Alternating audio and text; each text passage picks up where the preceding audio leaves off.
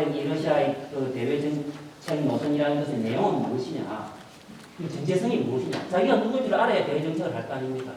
소위 A regional power in Eurasia, 뭐 그렇게 말할 수도 있습니다. 하나의 그 국제 지역적 강대국, 이미 슈퍼파워는 아니라는 겁니다.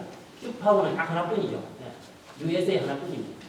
지역 강대국으로서의 러시아, 지금 템포를 못 맞추고 있죠.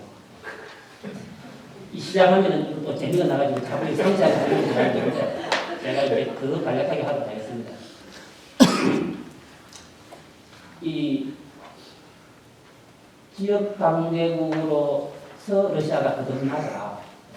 그게 이제 94년부터 96년 말까지 3년 동안 이제 정체성은 그것이고, 그럼 이제 전략은 무엇인가? 알렉산더 고르차코프라는 그 소위 1800년대 중반에 러시아 외교관이 있습니다. 소위 고르차코프의 그 외교 노선이라는 걸 그 실제로 수행했던 사람이죠. 소위 이제 그 노선을 그 프리마코프가 추종을 했습니다. 요즘 말로 이제 우리 연구자들이 하는 말로 하자면 The Course of 흑기에마, 프랑스입니다. 혹은 The Strategy of 흑기에마, 그렇게 할 수 있습니다. 침잠 전략. 정신을 집중한 상태에서 몰두하는 전략. 여러분들 그 내용이 무엇인지에 대해서 읽어보시면 알 수 있을 것 같습니다. 어쨌든 그 3년 동안에 대외정책 노선을 확립하게 되는데 지역 강대국으로서, 그러다 보니 이전에 소련 말기에는 초강대국이었고 자기 정체성이, 그다음 옐친 시대에는 소위 그 노멀 스테이트, 유로피안 스탠다드, 유럽 기준을 맞춘 그런 정상국가가 되고, 그리고 94년부터 96년까지 3년 동안 수정을 거쳐서 97년부터는 이제 A 리저널 스테이트입니다. 그럼 지금은 뭘 하고 있느냐? 이제 푸틴이 서로 집권하는 상태에서는 소위 이제 지역 강대국의 정상화 제한, 이제 명실공히, 이전까지는 흠액에 불과해. 이제는 명실공히 그 지역 강대국 되는 그런 이제 노멀라이제이션 과정을 시작하겠다. 그러고 있는 참이죠.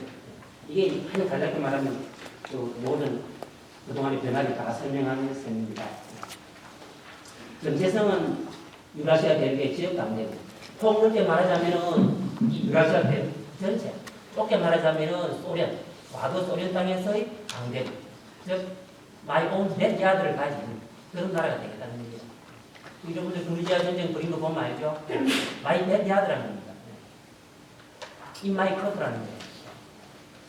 내 마당에서 그 닭이 뛰놀고 개가 뛰놀아야지. 거기서 대놓고 그 무슨 오세치아인이니 뭐 이런 거 하고 그루지아인이니 어차피 좁은 나라에 서로 통합을 해도 말을 하는데 달리다 뭐 고양이다 메뚜기다 이렇게 싸워서 되겠느냐 하는 거죠.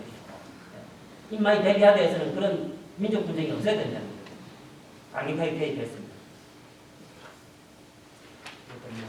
그런 스트레치하고 헛게임만 하는 그 헛게임만 하는 뭐 미국에 시간이 되면 설명을 하겠고요. 어쨌거나 97년 이후로 러시아는 대정책 분야에서 정상국가가 되었습니다. 그리고 객관적 국력이라는 러시아의 그 수행 방법은 별 볼일 없는 객관적 국력의 기초 위에서 이 대정책이라는 것도 총체적 국력 정진을 위한 그런 도구로 보는 그런 이제 도구적 방식은 어떻게 말하면 실용적 가르침인지 하겠죠. 그런 것들이 이제 일상화되었습니다. 우리는 러시아가 1992년 3년에 머물러 있는 줄 알고 계속 뭐 우리나라에서 엉뚱한 이야기라고 현실에 안 맞는 이야기를 하는데 이미 94년부터 얼마나 많이 모욕을 당하고 그 실수를 해서 핀잔을 당하고 했습니까? 제가 그때 그런 주장을 94년부터 해도 듣지도 않을 뿐더러 그 국내에서는 말할 기회도 그때 공부하고 있는 중이었기 때문에 말할 기회가 없었어요.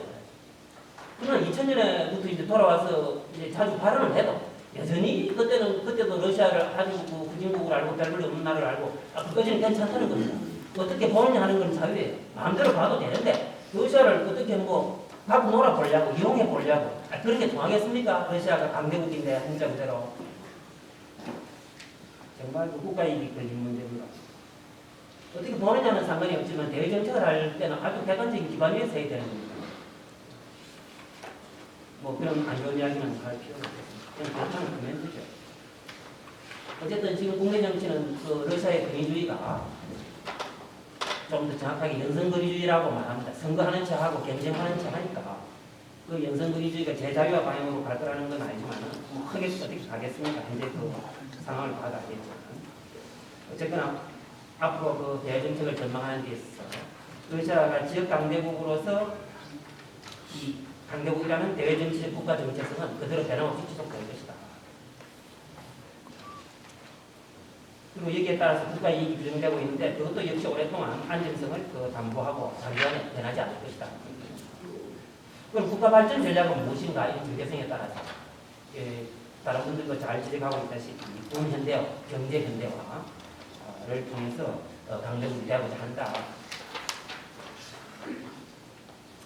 그러면 이제 국제 환경으로서 이 경제 문제는 언급하지 않겠습니다. 김상훈 선생님도 했고, 이 국제 세력 관계는 국제적인 세력의 구성과 변화는 변하고 있는가? 마이크 좀 잘 써주세요. 네, 이 부분을 해야 되는데, 저는 큰 2000년대 들어와서 푸틴 집권 후에 이 국제 세력 관계의 구성과 변화에 혹은 직접 대외에 영향을 미친 사건은 저는 두 가지라고 봅니다. 하나는 9.11 테러고, 두 번째는 2008년 세계 금융위기라고 봅니다.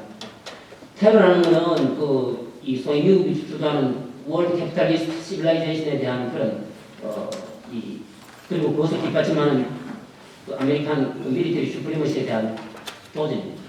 그 다음에 이 세계 금융위기라는 것은 이 자본주의가 재생산되는 데 있어서 가장 큰 파이를 생산해내던 가장 효율적으로 이 산업의 꽃이라고 불리던 이 투자금융 부분, 전반적으로 금융산업 부분에 대한 타격입니다. 그런데 이것은 내재적인 요인이기 때문에 즉 시스템의 어떤 이 균열이나 그 자체의 취약성, 모순선에서 오는 거기 때문에 쉽게 지금 극복될 수가 없는 거죠.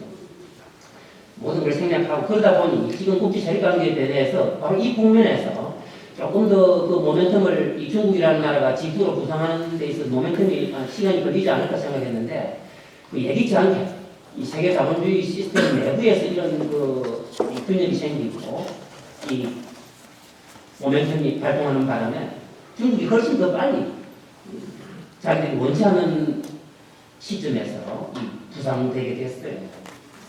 중국 기쁘지 않습니다. 도강양해를 접었다 하지만 좀 더 도강양해 할 수 있는 나라거든요.